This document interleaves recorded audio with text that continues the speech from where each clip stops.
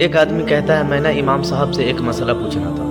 میں نے عشاء کی نماز امام صاحب کے پیچھے پڑھی، کتنی لوگ باتیں سنتے ہیں، اس کا اثر کتنا لیتے ہیں، لیکن امام صاحب رحمۃ اللہ علیہ کا طریقہ کیا تھا؟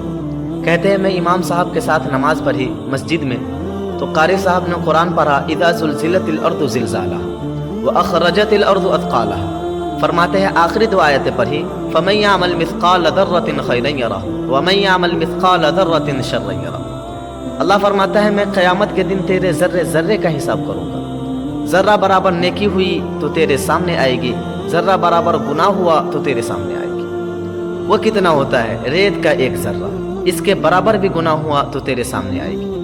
یہ اللہ نے کہہ دیا ہے تو ایسا انشاءاللہ ہو کے رہے گا، اللہ ایک دفعہ دکھائے گا۔ دعا فرمائے اللہ ہمیں معافی عطا فرمائے، اللہ ہم سے درگزر فرمائے، اللہ ہمیں بخشو ہوئے میں شامل فرمائے۔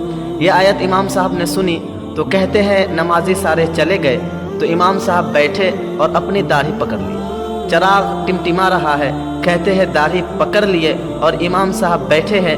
میں نے کہا کہ کسی محویت کے عالم میں ہے، سوچ میں ہے، چلے میں تھوڑی دیر بعد آتا ہوں۔ کہتے ہیں میں 2 گھنٹے بعد آیا تو امام صاحب ویسے ہی بیٹھے ہیں، داڑھی پکڑی ہوئی۔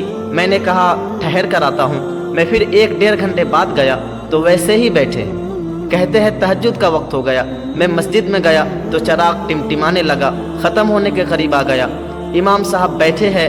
اب میں نے دیکھا کہ آنکھیں آنسوؤں سے بھری ہوئی ہے اور اپنی داڑھی پکڑ کے کھینچ رہے ہیں اور کہتے ہیں کہ یا اللہ تو اگر ذرے ذرے کا حساب لے گا تو ابو حنیفہ تو الجھ جائے گا، اے اللہ تو ذرے ذرے کے بارے میں پوچھے گا تو میں تو نہیں جواب دے سکتا، خدا بندہ اس طرح کر میرے ان سفید بالوں پہ رحم کھا، اے اللہ میرے بڑھاپے پہ مہربانی فرما، مجھ سے نہ ذرے ذرے کا پوچھنا، میں بڑا کمزور ہوں، میں نہیں جواب دے سکتا، مولا مجھ سے درگزر والا معاملہ کر۔ کہتے ہیں تڑپ رہے ہیں امام صاحب۔ فجر کی اذان ہوئی تو امام صاحب نے دائیں بائیں دیکھا، میں پیچھے کھڑا تھا۔ میں نے کہا حضور ساری رات ہی گزر گئی، ایک آیت سن کر پریشان رہے، اور میں روزانہ 20 تقریریں سنتا ہوں، درجنوں حدیثیں سنتا ہوں، مجھے تو اثر نہیں ہوتا۔ آپ فرمانے لگے اگر مجھے